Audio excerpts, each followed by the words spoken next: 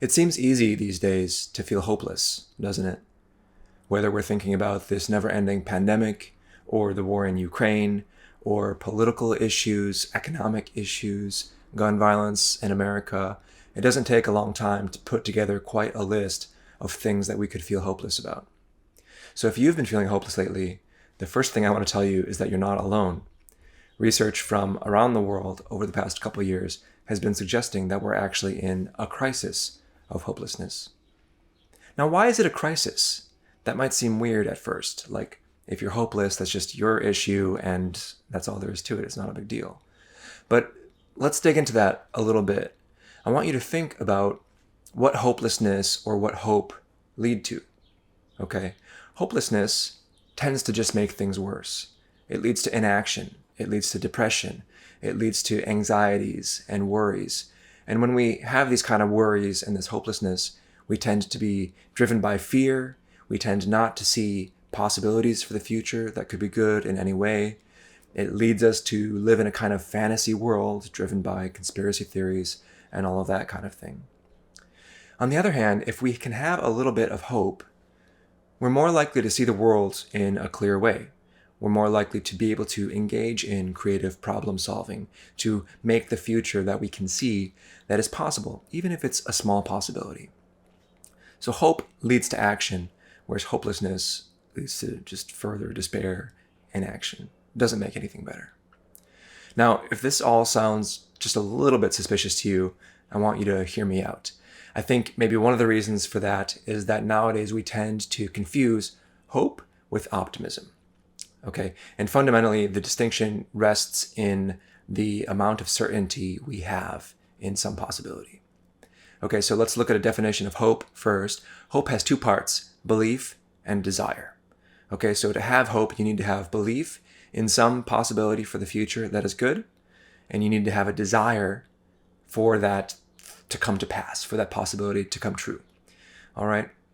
So, as I was kind of saying before, having that belief, having that desire leads to action because you're kind of driven to want to make that possibility come true. Now, if you have optimism, you tend to not just have a belief that this is possible, but a belief that it is certain. You think for sure this good thing is going to come to pass. For sure the pandemic is not going to take more than a month tops, right? So optimism can be kind of diluted. So in that way, optimism is maybe not the best quality, but hope is a lot better because it motivates action. If you're optimistic, you're overly certain, right? Unduly so, you're a little bit diluted. And so you're not likely to take the kind of action that you would take if you had hope. All right. So my question was, if hope is so good, where does it come from and how can we get more of it? If you look at what philosophers and psychologists have been saying over the ages, they tend to say things like, you can get hope by reflecting on the past. Maybe, for example, experiences you've had of good fortune in the past, or think about your desires, where your desires come from, right? Maybe you could reflect on incomplete evidence, uncertainties you have, any little window of possibility that some bad thing in the future is not already a foregone conclusion. Maybe you can get hope from setting goals for yourself, from learning about how your mind works, from trying to see possibilities for the future, okay? And on and on. There's all sorts of things along these lines. And that's all well and good. These kinds of insights tend to be a little individualistic and a little focused on your mental cognition.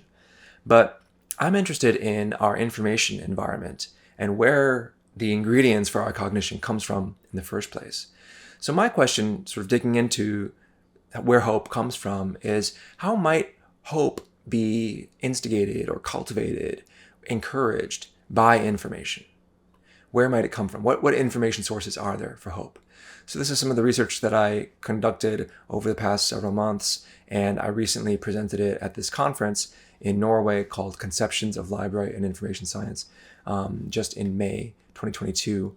And so that's what I'm going to be sharing here, and I'll put the link below for the research paper if you want to read more of it.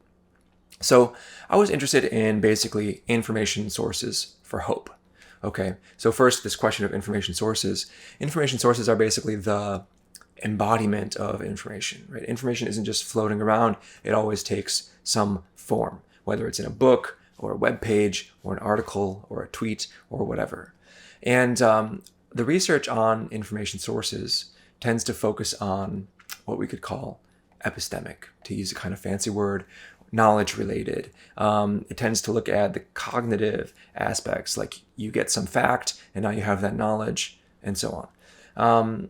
And researchers tend to be interested in how people look for this kind of information, how they use it to solve problems or answer questions, accomplish their tasks, that sort of thing. In my work, I've been looking at a different angle of information and information sources.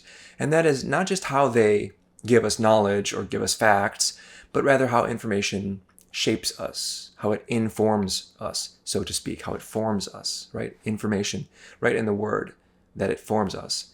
And I did some prior work on what I called contemplative aims for information. That is how information can contribute to things like meaning and being and our sense of wisdom and compassion. These sort of more, what you could maybe call squishy items. And so my thinking about hope is sort of along those lines. It's like, it's not just about the facts, right? We can give people all the facts that they want, and that won't necessarily make them hopeful. So there's something else going on. All right, so in this work, kind of philosophical, I just wanted to disentangle what are the different types of information sources that could lead someone to be hopeful. So going back to the definition of hope, it has belief and it has desire. So let's start with those. We know that we need to believe in some future possibility. Okay, so the category I would call that is information to spark moral imagination. I'll talk about that more in a minute. And then desire, we need some information to build our desires or spark further desire. Besides that, we also need two more things. One is understanding the facts of the matter or beliefs about the current situation. So information for our understanding of how the world currently is. And then second, information to help us learn more about how our minds work or how hope itself works. And so that's metacognition. All right, so let me talk through the four of these in turn. First, understanding. We need information to understand our the current situation that we're in, right? So this is information affecting our beliefs about the state of the world as it is in the present, okay? The important thing for this is that we need to have the sense that the negative future that we fear is not already a foregone conclusion. We need a small space of possibility that this horrible thing is not 100% certain. Maybe it's 99% certain, but there's that 1% chance that it's not certain, and that's where hope can enter in. Okay, so for example, if we think about climate change, right, there's lots of information out there predicting all these horrible things. But if we want to have any hope about the future, we need something to latch onto, something that suggests this horrible, horrible thing is not already a foregone conclusion. Maybe there's a seed for hope. The next piece is imagination or moral imagination. This is basically our horizon of possibilities for some good things that may be possible, right? We need to be able to imagine these possibilities. We need to have a broad horizon, right? So we need to see the world as it is, but we also need to have sort of this ability to see things that aren't there yet, but that could be. So this is a skill that we can build. And how does information help us build that skill? Well, it's not necessarily facts about the world that will help us see these possibilities, but rather things like poetry or fiction or stories, dreams even. These kinds of information that are a little, we might be hesitant to even call them information. Movies, like I said, dreams, weird stuff, right? But this contributes to what the philosopher Luciano Floridi calls semantic capital. It's sort of our cultural background. It's the ingredients for creativity and artistic expression and all of that. That feeds into our ability to have these broad moral imagination horizons that we really, really need if we're going to have any hope. The next piece is desire. This category of information is, well, not just desire. We need specifically moral desire. Okay, we know that information can influence our desires, right? Because we have advertisements advertisements, maybe the biggest source of information in our economy, the whole point of it is that it influences our desires. So can information also influence our moral desires? I think so. I'm personally really a fan of this moral theory by Linda Zagzebski, which is called exemplarist moral theory. And the idea there is that if we want to learn how to live a good life, we don't study all the rules. We don't go to philosophy school or any of that. Each of us basically does this from the moment we're a little kid throughout our whole lives. We look around, we identify people who we admire, and we strive to be like them. That's basically all there is to it. Now, sometimes, we need to engage in some reflection here. We might see somebody who has a lot of money or a lot of whatever it is, material wealth. We might think we want those things, but we realize that that's a little superficial eventually, and we want something a little bit deeper. So there is this reflection component where the things we think we desire, we realize, oh wait, there's a little more to life, and we desire something a little bit deeper, a little bit different.